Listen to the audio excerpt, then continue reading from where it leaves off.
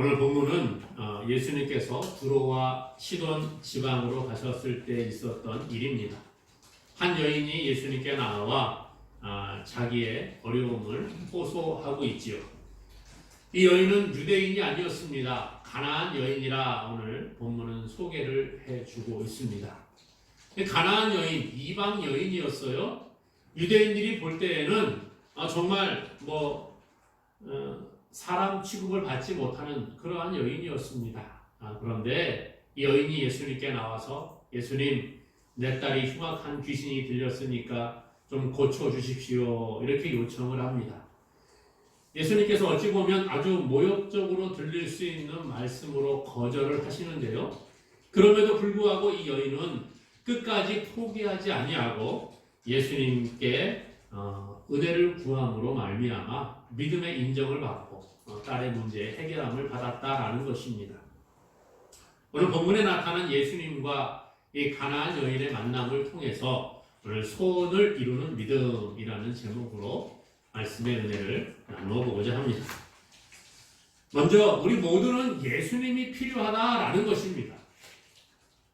여러분은 가정에 어려운 문제가 있으면 어떤 방법을 찾고 계십니까?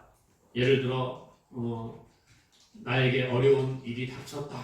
그러면 요즘 뉴스에 보니까 권력자들을 찾아가는 게 많더라고요.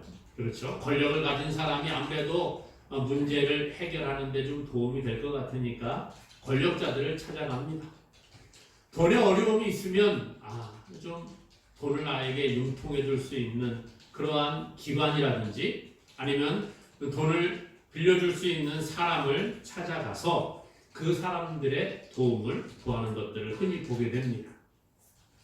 만약에 우리가 사랑하는 가족이 몸이 좀 어디가 아프다, 병에 걸렸다, 큰 어려움을 당했다, 그러면 어떻게 하겠습니까? 유명한 병원을 먼저 찾아보겠지요. 이 병에 대해서는 어떤 병원이 잘 고친다더라. 어떤 의사가 이 병에는 권위가 있는 사람이다. 이렇게 우리가 찾아서 그들을 만나고 또 우리 가족의 병을 치료하려고 할 것입니다. 만약 귀신 들린 사람이 있다 그러면 어떻게 하겠어요? 세상 사람들 가운데에는 귀신을 쫓아내기 위해 구슬하는 사람들도 있을 수 있습니다. 또 어떤 사람은 정신과 상담을 받으러 가기도 하겠지요. 신앙이 있다고 하는 사람들은 어떻게 할까요? 신앙적인 방법을 동원할 겁니다. 예를 들어 우리 예수님을 믿는 믿음의 사람들은 귀신 들린 사람을 볼 때에 여러 가지 다른 방법이 있겠습니다만은 기도함으로 그 문제를 해결하려고 하는 사람들도 분명히 있다는 거예요. 오늘 본문에 이 가나안 여자 한 사람이 예수님께 나아오게 됩니다. 자기의 사랑하는 딸이 흉악한 귀신에 들려 있습니다. 그리고 그 딸이 어려운 가운데 처해 있다는 거예요. 그래서 이 여인이 예수님이 자기의 동네에 오시는 것을 보고 예수님을 찾아갑니다. 이 여인의 소망은요, 자기의 딸이 귀신으로부터 해방되어 정상적인 삶을 살아가는 것이지요. 그러므로 예수님께서 두로와 시돈 지방을 방문하셨을 때에 이 가나안 여인이 예수님께 나아가는데요. 그냥 가서 조용히 예수님 좀 문제가 있으니까 좀 고쳐주세요 이렇게 말한 게 아니라는 거예요. 오늘 말씀을 보니까 이 여인이 소리를 지르면서 아주 간절하게 예수님께 호소하는 모습을 봅니다. 사실 누군가의 도움을 받기 위해서는요, 절실함이 좀 있어야 되는 것 같아요. 돈이 최고라지 않습니까? 세상 사람들이요. 그러니까 돈 필요하면 그 돈을 얻기 위해서 많은 노력을 하겠지요. 과거에 무전 유죄, 유전 무죄 이런 이야기를 누가 했었지요. 그런데 지금도 무전 유죄가 성립이 되지 않느냐 이런 이야기들을 합니다. 지난 10월 8일 매일신문 기사에 보니까 생계형 범죄가 실형을 받는 그 퍼센테이지가 91%가 나옵니다. 그런데 경제사범이 57% 이렇게 나왔다는 거예요. 다시 말해서 이 대법원 자료에 의하면 지난해 재판에 넘겨진 상습, 강도, 절도범, 그러니까 주로 이제 생계형 범죄이지요. 이 사람들이 1891명 가운데 91.6%가 실형을 선고받았어요. 집행유예 선고받은 사람은 한 명도 없었다 그렇게 자료에 나와 있습니다. 그런데 횡령과 배임 등 이득액이 5억이 넘는, 그러니까 뭐 돈이 있는 사람들이 이런 거 하겠지요.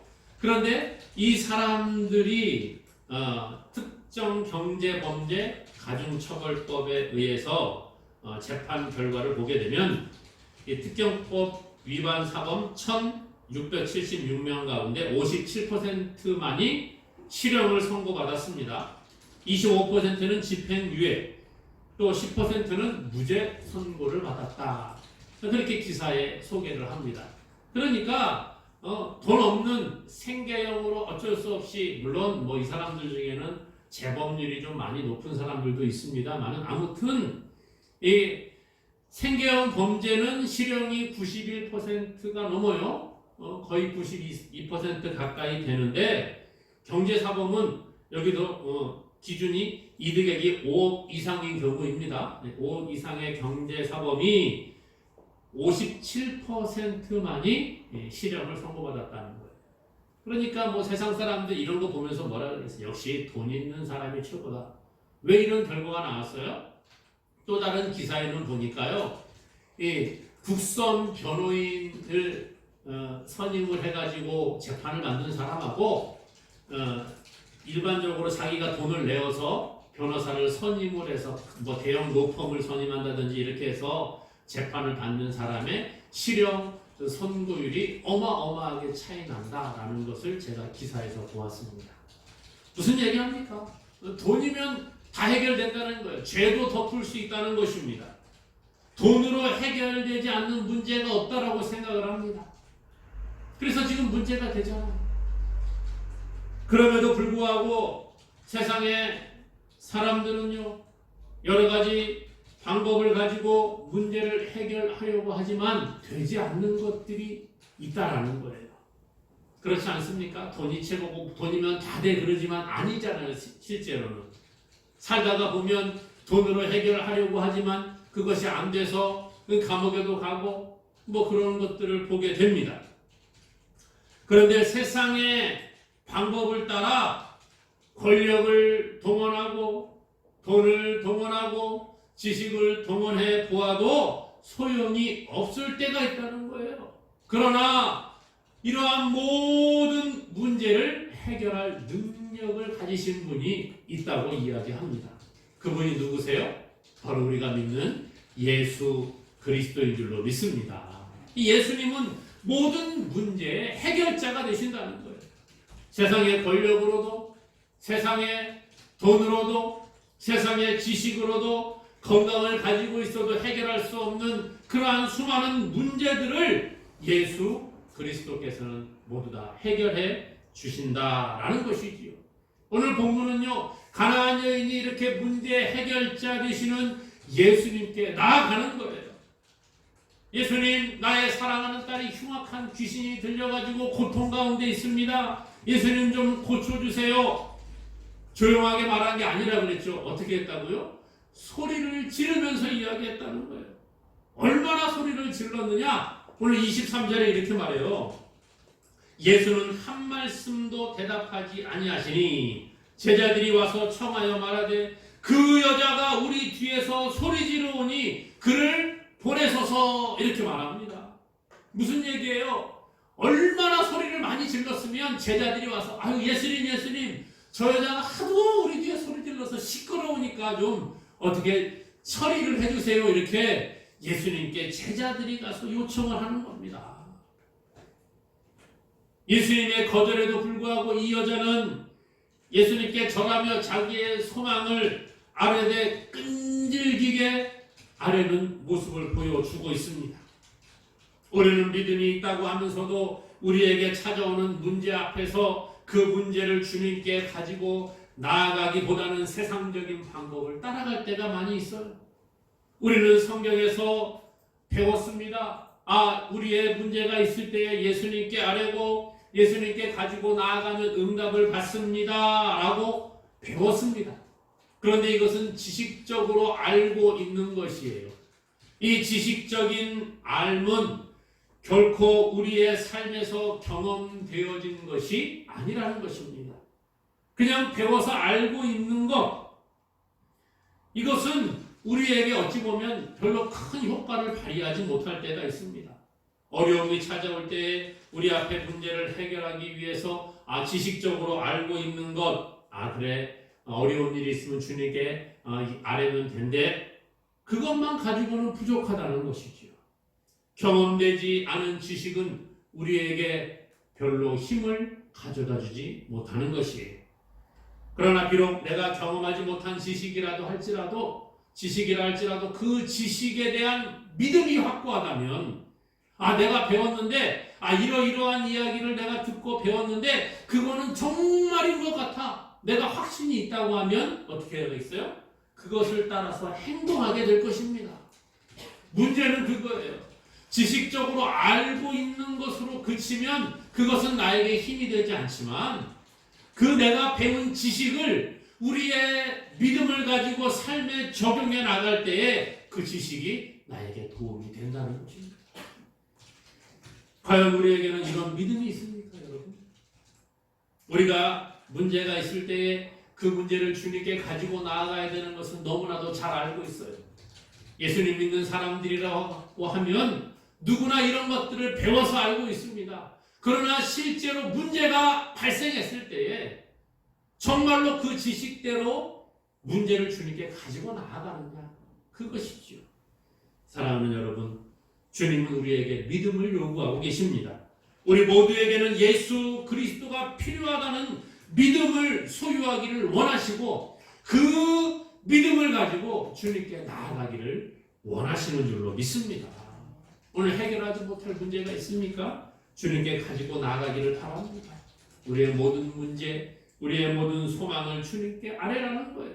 주님께 토하라는 것입니다. 오늘 이 여인과 같이 정말 제자들이 예수님, 저 여자가 하도 시끄러우니까 좀 어떻게 처리해 주세요, 그렇게 이야기할 정도로 하나님께 가지고 나아가라는 거예요.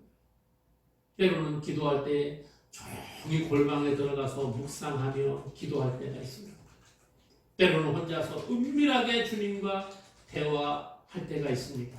그러나 또 정말 간절한 사람들은 주님께 와서 막 소리질러 부르짖는 사람도 있는 거예요.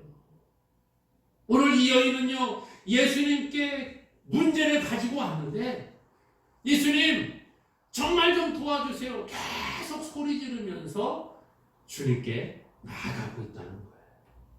오늘 우리의 기도에 주님이 반드시 응답하심을 믿고 우리의 문제들을 주님께 아뢰는 저와 여러분 되기를 주님의 이름으로 간절히 소망합니다. 믿음의 시련을 인내로 이겨나가야 한다는 것입니다. 세상은 점점 빠르게 변화하고 있습니다. 집 하나 부수고 새로 짓는 것도 뚝딱하고 금방 짓더라고요. 정말 얼마나 빠르게 변화하는 시대인지 몰라요. 그래서 요즘은 이 빠르게 변화하는 시대에 우리가 얼마나 적응하느냐에 따라서 이것이 생존의 문제와 연관이 되는 것 같습니다. 여러분 그렇지 않습니까? 연세 드신 분들은 특히 더 많이 느끼실 것 같아요. 요즘 하루하루가 다르게 변하고 기계들이 달라지고 있지 않습니까? 요즘 새로 나오는 것들요, 아무리 비싼 돈을 주고 구입을 해도 어떻게 사용하는지를 몰라서 그것을 사용하지 못하는 것 같습니다. 하다못해 우리가 가지고 다니는 휴대폰만 하더라도 그렇지요.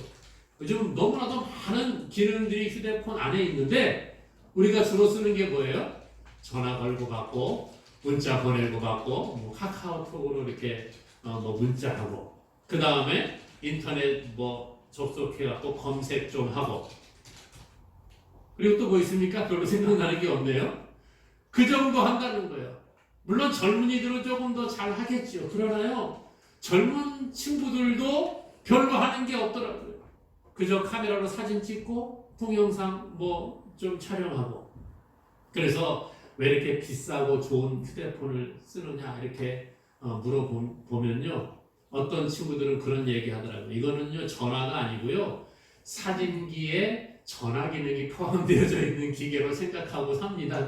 그런 아이들이 있더라고요. 그만큼 우리가 이 빠르게 변화하는 시대에 적응하는 게 쉽지 않다는 거예요.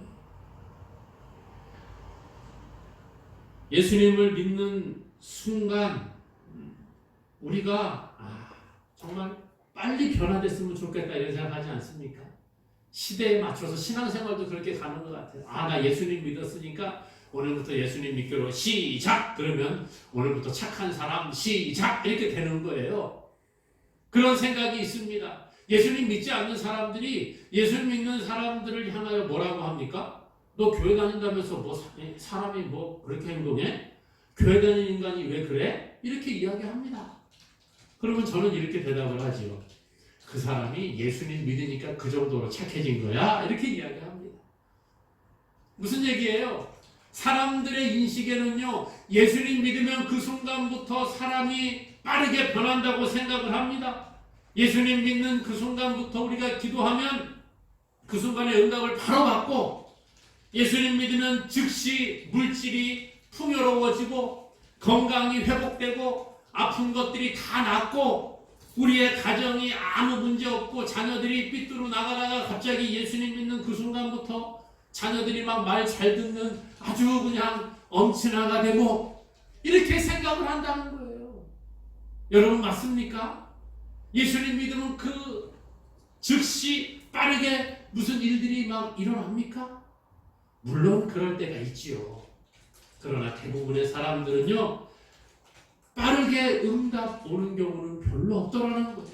예수님 믿는 그 순간부터 사람이 막 그전까지는 막 술 마시고 담배 피고 욕하고 이러던 사람들이 예수님 믿는 그 순간부터 갑자기 술도 다 끊고 담배도 끊어버리고 욕도 하나도 안 하고 아주 착한 사람이 되는 게 아니라는 거예요. 그러면 얼마나 좋겠습니까? 그러면 예수님 믿는 사람들이 아마 많아질 것 같아요. 그런데 그렇지 않아요. 예수님 믿으면 내가 지금까지는 정말 힘들게 월세도 못 내고 살아가다가 예수님 믿는 그 순간부터 주님이 복 주셔가지고 갑자기 전세로 뭐 내 집을 사고 좋은 집에서 그렇게 살아가면 얼마나 좋겠어요. 그러면 모두가 예수님 믿으려고 하겠지요. 그런데 그렇지 않더라는 거예요. 어떤 사람은 평생을 예수님 믿어도 월세를 전전하는 사람들이 있습니다. 왜요? 그 사람이 예수님 잘못 믿어서 저주를 받아서 그렇습니까? 아니라는 거예요. 우리가 착각하는 것은 예수님 믿는 그 순간 우리가 무조건 복받을 거라 생각합니다. 그런데 그렇지 않을 때가 많아요.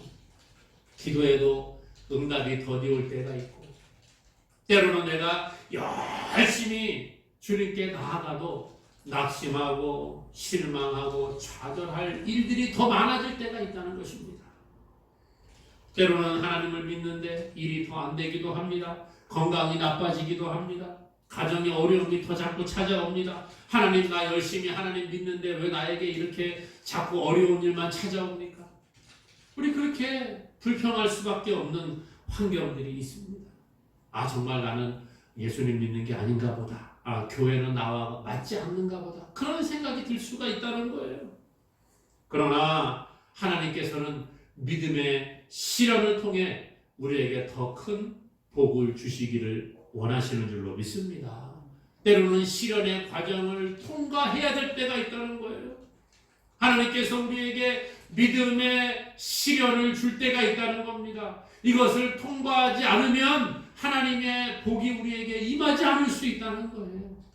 오늘 가나안 여인 보십시오. 예수님께 갑니다. 그리고 예수님께 주님, 흉악한 귀신 들린 내 딸을 고쳐주시기 원합니다. 그런데 예수님 어떻게 했다고요? 한 말씀도 대답하지 아니하셨어요. 오죽했으면 제자들이 예수님께 이야기하는 겁니다. 예수님, 여자가 뒤에서 하도 소리 지르서 시끄러워 못 살겠습니다. 어떻게 좀 해주세요. 그를 보내세요. 그렇게 요청을 하지요. 그랬더니 예수님 뭐라고 해요? 알았어. 내가 문제 해결해 줄게. 그랬어요?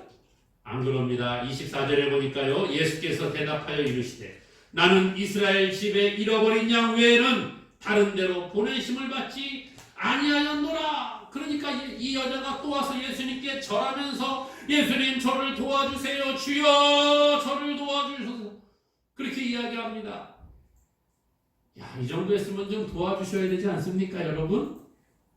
하나님, 제가 기도를 3일 금식 기도를 했으니까 좀 도와주셔야 되잖아요. 이렇게 우리 그렇게 하지 않습니까?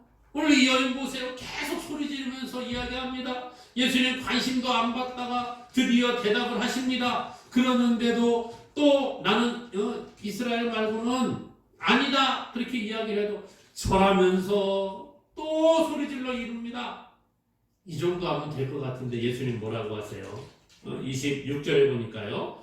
대답하여 이르시되 자녀의 떡을 취하여 개들에게 던짐이 마땅하지 아니하니라. 정말 듣기 힘든 그러한 이야기를 예수님 하시는 거예요.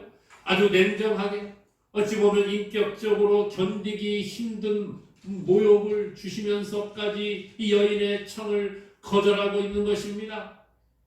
그렇죠. 자녀의 떡을 취하여 개들에게 던짐이 마땅하지 않다. 좀 쉽게 이야기하면 개 취급을 하는 거예요. 야, 이방 너희들은 우리가 취급도 하지 않는 거야. 그런데 무슨 이방 여인이 왔어? 이런 식으로 대하는 것처럼 느껴집니다. 정말 해도 너무 하시는 것 같아요. 주님, 제가 이만큼 하는데도 왜 이렇게 반응하십니까? 왜 저만 미워하세요? 우리 그럴 때가 있어요. 주님께 우리가 문제를 가지고 나아가고 어려운 일들이 생길 때마다 주께 매달리고 때로는 주님께 헌신하고 예배에 한 번도 빠지지 아니하고 헌금을 많이 드리고 그렇게 했는데도 주님의 응답이 없을 때가 있다는 거예요. 주님 왜 저한테 그러세요? 저 이만큼 헌신했잖아요. 제가 이만큼 봉사했잖아요. 제가 이만큼 하나님께 헌금을 드렸잖아요. 그래도 주님의 응답이 없을 때가 있다는 것입니다. 그러나 주님이 왜 이렇게 침묵하시고 왜 이러실까요? 우리를 미워해서가 아니라는 거예요. 우리의 문제를 주님께 가지고 나아갈 때 지금 당장 응답이 없어도 주님은 우리에게 인내를 요구하시는 거예요. 시련에 믿음의 시련이 올 때에 그 인내를 요구하시는 겁니다. 문제가 점점 더 악화되는 것 같습니까? 기도에도 응답이 없고 기도에도 점점 어려운 일들이 생기는 것 같습니까? 주님이 우리를 죽음의 길로 인도하는 것이 아니라 우리를 믿음을 가지고 인내함을 통하여 우리의 믿음이 더 크게 하시고 그것을 통해서 더 큰 복을 주시기 위한 과정인 줄로 믿으시기를 바랍니다. 지금 한국교회가 그런 것 같아요. 코로나 때문에 어려운 가운데 있지만 이 시기를 믿음으로 인내하면서 우리가 하나님께 나아가면 다시 더 큰 회복으로 역사하실 줄로 믿습니다. 이것이 하나님의 뜻이라는 거예요. 그러므로 나의 자존심을 앞세우지 말기 바래요. 주님 앞에는 우리의 자존심을 다 내려놓아야 되는 거예요. 우리의 자아를 버려야 합니다. 내 힘으로 할 수 있다는 것 버려야 합니다. 상황이 악화되어도 믿음을 잃어버리지 말아야 한다는 거예요. 주님은 우리의 믿음의 연단을 통해서 우리가 정금과 같이 주 앞에 나오기를 원하고 계시는 줄로 믿습니다. 요셉을 보니까요. 어려서부터 하나님께서 꿈으로 보여주셨어요. 내가 너를 크게 하겠다. 그것을 믿고 요셉이 나아갑니다. 그런데 17세 청소년 때에 형제들에 의해서 배신을 당하고 노예로 팔려가게 됩니다. 그리고 13년이라는 기간 동안 연단의 기간을 겪게 되는 거예요. 그리고 30세가 되어서야 드디어 애굽의 총리로서 하나님께 쓰임받기 시작을 합니다. 모세를 보십시오. 날 때부터 어려움 가운데 태어났어요. 그리고 하나님의 은혜 가운데 40년간 애굽의 그 왕궁에서 그 공주의 아들로 자라게 되죠. 그런데 40년이 지난 다음에 하나님께서 모세를 어디로 보내요? 광야로 쫓아내 보내시는 거예요. 사람을 죽이고 도망자 신세가 되어서 광야에서 40년이라는 기간을 겪게 됩니다. 거기에서 다시 40년 동안 완전히 자신을 내려놓고 하나님께 그 자신을 완전히 비워드리는 시간을 겪고 난 후에 80세가 되어서야 하나님께 쓰임 받게 되었다라는 거예요. 여러분, 우리에게 만약에 13년 동안 너 기다려야 된다. 아니, 그 기간을 알 수 없다고 한다면 어떻게 했어요? 모세와 같이 40년을 기다리라. 그러면 어떻게 하겠어요? 광야의 40년의 기간이 결코 짧은 시간이 아니라는 겁니다. 오늘 본문의 가나안 여인 보세요. 예수님께 자기의 딸의 문제를 가지고 나아갑니다. 그러나 즉시 응답받지 못해요. 처음에는 주님이 관심도 가지지 않습니다. 제자들의 이야기에 거절하십니다. 이 여인이 나와서 무릎 꿇고 절하면서 간절히 부르짖지만 자녀의 떡을 취하여 개들에게 던짐이 마땅하지 않다. 아주 그런 모욕적인 이야기를 듣게 됩니다. 그러나 이 여인이 포기하지 않았다는 것. 끝까지 인내하고 주님의 은혜를 구했습니다. 사랑하는 여러분, 우리 앞에 문제를 주님께 아뢰지만 아직도 해결되지 않는 수많은 문제들이 우리 가운데 있지 않습니까? 주님은 우리에게 인내를 요구하시는 거예요. 믿음의 시련이 찾아올 때에 인내를 통하여 우리가 정금과 같이 주님 앞에 나아가기를 원하고 계시는 줄로 믿습니다. 그러므로 지금 앞에 놓인 문제로 고민이 있습니까? 끝까지 인내하시기 바랍니다. 자존심을 우리가 내려놓기를 바랍니다. 어떤 환경에 처한다고 할지라도 하나님이 하신다는 믿음을 가지고 나아가서 주님의 은혜를 더 크게 받아 누리는 저와 여러분 되기를 간절히 주님의 이름으로 축원합니다. 마지막으로 믿음으로 소원을 이루는 복을 우리가 누려야 합니다. 소원을 이루는 믿음을 우리가 가지기 위해 인내하고요. 믿음으로 끝까지 나아갈 때 주님이 복을 주신다라는 거예요. 예수님의 모욕적인 말을 들은 이 가나안 여인 끝까지 인내했어요. 오늘 본문에 보니까 27절에 여자가 이르되 주여 올소이다마는 개들도 제 주인의 상에서 떨어지는 부스러기를 먹나이다. 자신을 낮췄어요. 주님 맞습니다. 그러나 개들도 주인의 상에서 떨어지는 부스러기를 먹습니다. 주님 나에게 그 부스러기의 은혜라도 좀 주세요. 얼마나 자신을 낮추고 끝까지 인내합니까? 사랑하는 여러분, 오늘 우리도 이런 은혜가 우리에게 있기를 원합니다. 주님 우리에게 부스러기 같은 은혜라도 좀 주시기를 원합니다. 이런 믿음의 고백을 이 시간에 할 수 있기를 바랍니다. 이 여인에게 예수님 뭐라고 합니까? 28절에 이에 예수께서 대답하여 이르시되 여자여 내 믿음이 크도다 내 소원대로 되리라 하시니 그때부터 그 딸이 나으니라 그랬어요.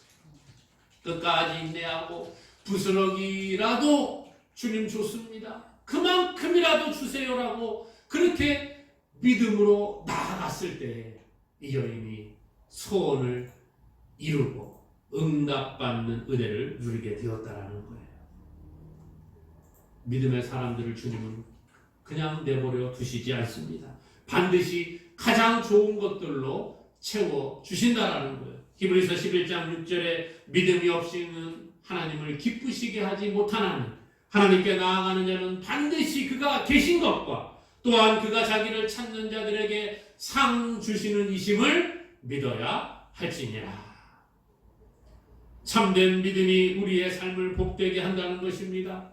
하나님을 향한 신실한 믿음이 기적을 이루는 것이에요. 믿음으로 사는 자는 하나님의 역사를 날마다 체험하게 될 것입니다. 그러므로 하나님의 하실 일을 기대하시기 바랍니다. 시편 37편 4절에 또 여호와를 기뻐하라. 그가 내 마음의 소원을 내게 이루어 주시리라. 그랬습니다. 여호와를 기뻐하고 주님께 끝까지 우리의 인내와 믿음을 보여드림으로 말미암아 우리의 소원을 이루어 주시는 그 하나님을 날마다 기대하시기를 바랍니다. 주님 왜 그러세요? 왜 나한테 이렇게 하세요. 불평하고 원망하는 것이 아니라 오늘 가나안 여인과 같이 끝까지 인내하고 우리의 소원을 주께 아뢰므로 말미암아 주님이 예비하신 놀라운 복을 받아 누리는 우리의 모습 되기를 다시 한번 주님의 이름으로 간절히 축원합니다.